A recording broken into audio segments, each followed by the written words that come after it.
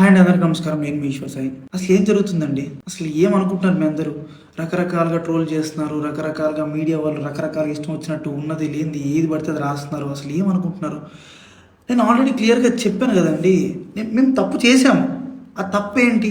మేము ఎమోషనల్గా కనెక్ట్ అయ్యాము అని చెప్పాను. ఎమోషనల్గా కనెక్ట్ అవ్వడం అంటే మీ దృష్టిలో ఏమనుకుంటున్నారండి? అసలు ఆ రోజు అక్కడ ఏం జరిగింది?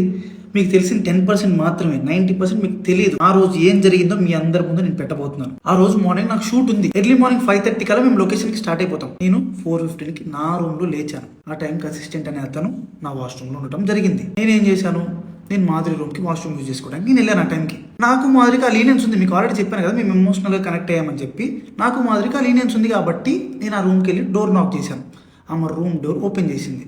ఆమె రూమ్ డోర్ ఓపెన్ చేసి నేను డైరెక్ట్గా వాష్రూమ్కి వెళ్ళిపోయాను. ఆమె క్యాజువల్గా ఆమె రూమ్ డోర్ లాక్ కూడా చేయలేదు. రూమ్ డోర్ ఓపెన్లోనే ఉంది. ఆమె క్యాజువల్గా బెడ్ మీద కూర్చొని ఫోన్ యూజ్ చేస్తుంది. అదే టైంకి మా వైఫ్ వాళ్ళకి ఎవరో రాంగ్ గైడెన్స్ ఇచ్చారు, ఎవరో అనుమానాస్పదంగా ఏదో చెప్పారు. ఆ టైంకి సేమ్ రూమ్కి వచ్చింది. రూమ్ డోర్ ఓపెన్లోనే ఉంది. ఆ సిచ్యువేషన్లో మా వైఫ్ ఆవేశం వల్ల ఆమెకి ఇష్టం వచ్చింది చేసింది. అక్కడ ఆ సిచ్యువేషన్లో ఆమె ఇష్టం వచ్చింది చేస్తుందని చెప్పి నేను మాట్లాడే సిచ్యువేషన్లో కూడా లేను. ఆమె నేను ఏం మాట్లాడినా సరే ఆమె నాకు రివర్స్ అయిపోతుంది. అసలు స్కోప్ కూడా ఇవ్వట్లేదు, మాట్లాడే గ్యాప్ కూడా ఇవ్వట్లేదు. ఆమె ఆవేశంలో ఏదేదో చేస్తుంది. ఆమె అనుకున్న రకరకాల వీడియోలు తీస్తున్నారు, రకరకాల బూతులు. మా వైఫ్కి ప్రీవియస్గానే నా మీద చాలా అనుమానం ఉంది. అక్కడికి వచ్చే టైంకి ఆ సిచ్యువేషన్లో ఇదంతా చూసేటప్పటికి ఆమె అనుమానం నిజమైంది అని ఆమె అనుకుంది. ఈలోపు ఆ వెనుకున్న వ్యక్తులు ఎవరైతే ఉన్నారో ఆ విషయాలని అతను ఎవరు నాకు కూడా తెలియదు. వెనుకున్న వ్యక్తులు అసభ్యకరంగా మాట్లాడటం నేను అప్పటికి ఆమెకు చెప్తున్నాను, ఆపుతున్నాను. గొడవలు కాదు, కొట్టుకోకండి, కూర్చొని మాట్లాడుకుందాం అని క్లియర్గా నా భార్యకి నేను సంజాయిషి చెప్పడానికి ట్రై చేస్తున్నా కూడా ఆమె వినే పరిస్థితిలో లేదు. నేను ఒక్క మాట మాట్లాడుతుంటే ఆమె 4 దెబ్బలు కొట్టేటట్టుగా ఉంది. ఆ వైఫ్ ఏం జరిగింది నన్ను పట్టుకొని కొట్టి అడుగుతున్నా సరే నేను కామ్గా ఉండటానికి రీజన్ అక్కడ వాళ్ళందరూ వీడియోస్ తీస్తున్నారు.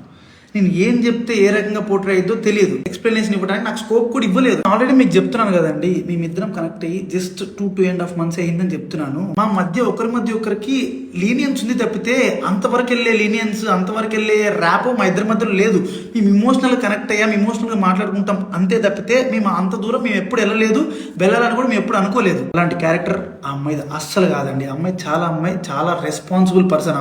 అమ్మాయి ఫ్యామిలీని అంతా పోషించుకోవడానికి చాలా కష్టపడుతుంది. నేను ఎప్పటి నుంచో కొన్ని 4-5 years నుంచి అమ్మాయిని నేను చూస్తున్నాను. ఇదే విషయాన్ని నేను మీ అందరికి ఇంటర్వ్యూలో చెప్దాం అనుకున్నాను.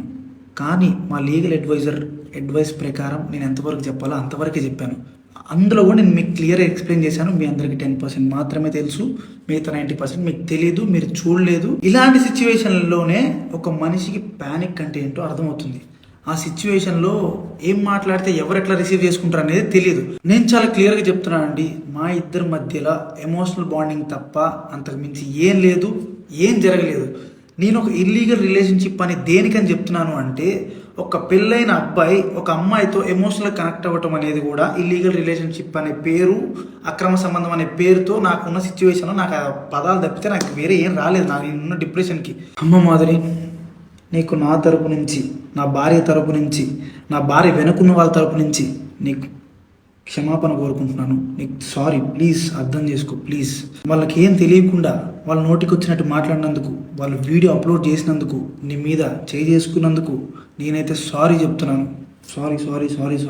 మీకు జరిగిన నష్టానికి మీరు ఏ శిక్ష చేసినా నేను అనుభవించడానికి రెడీగా ఉన్నాను. సో ఇంకా మీడియా పీపుల్ అందరికీ అండ్ మీమర్స్కి, ఇన్ఫ్లుయెన్సర్స్కి, ఇన్స్టా వాడుతున్న ఎవరెవరో కూడా రియాక్ట్ అయిన వాళ్ళందరికీ ఇంతటితో ఆపేయండి ప్లీజ్. మా లైఫ్ చాలా డిస్టర్బెన్స్ అయిపోయింది మీ వలన. ప్లీజ్ ఇంతటితో ఆపేయండి.